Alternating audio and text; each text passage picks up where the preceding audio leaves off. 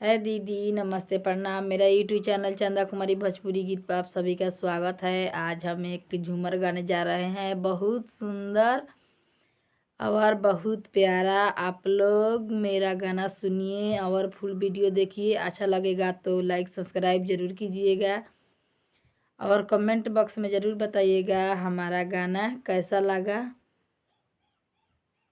अपना ढेर सारा प्यार दुलार देकर हमको सपोर्ट कीजिए और आगे में बढ़ाइए। जैसे आप लोग सब दीदी और भैया के सपोर्ट करके आगे में बढ़ाते हो, उसी तरह हमको सपोर्ट करके आगे में बढ़ाइए।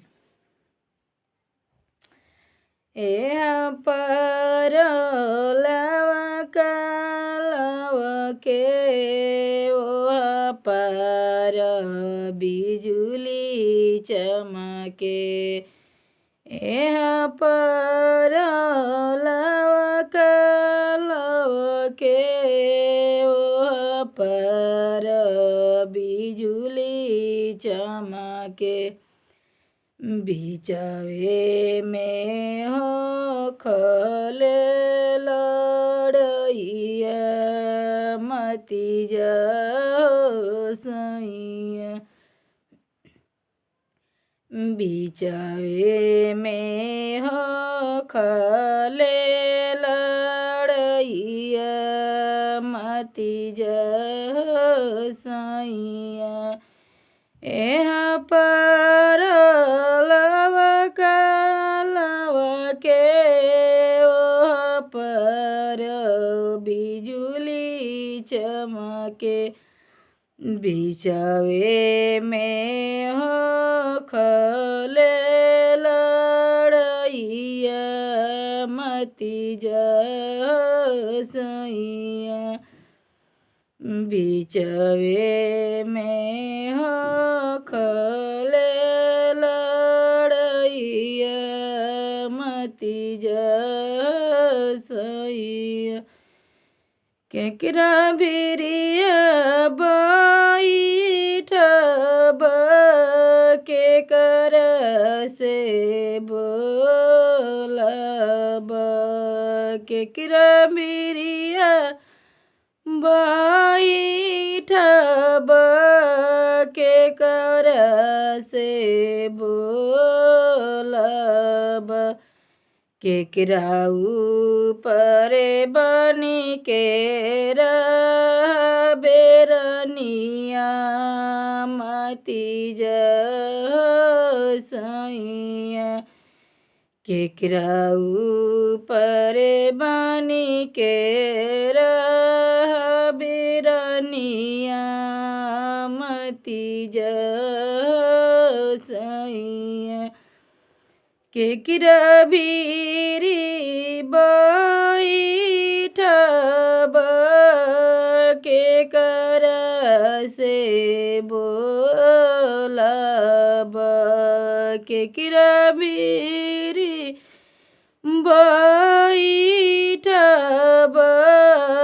केकर से बोलब, केकरा ऊपर बनी के बेरनिया, मती जाओ सैया। ओ तो पैसा हम भेज दे, बिडिबा में सिंदूर भेज, पैसा हम भेज दे, बिडिबा में सिंदूर भेज। ओही ऊपर बनी के रहिया रनिया, हमारे धनिया।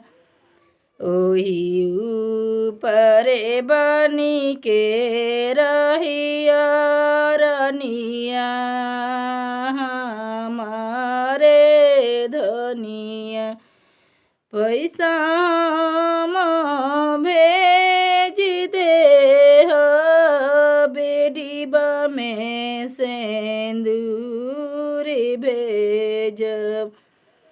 पैसा हम भेज दे हो मेडिब में सिंदूरी भेज ओही ऊपरे बनी के रहिया रनिया हमारे धनिया ओही ऊपरे बनी के रहिया रनिया हमारे धनिया।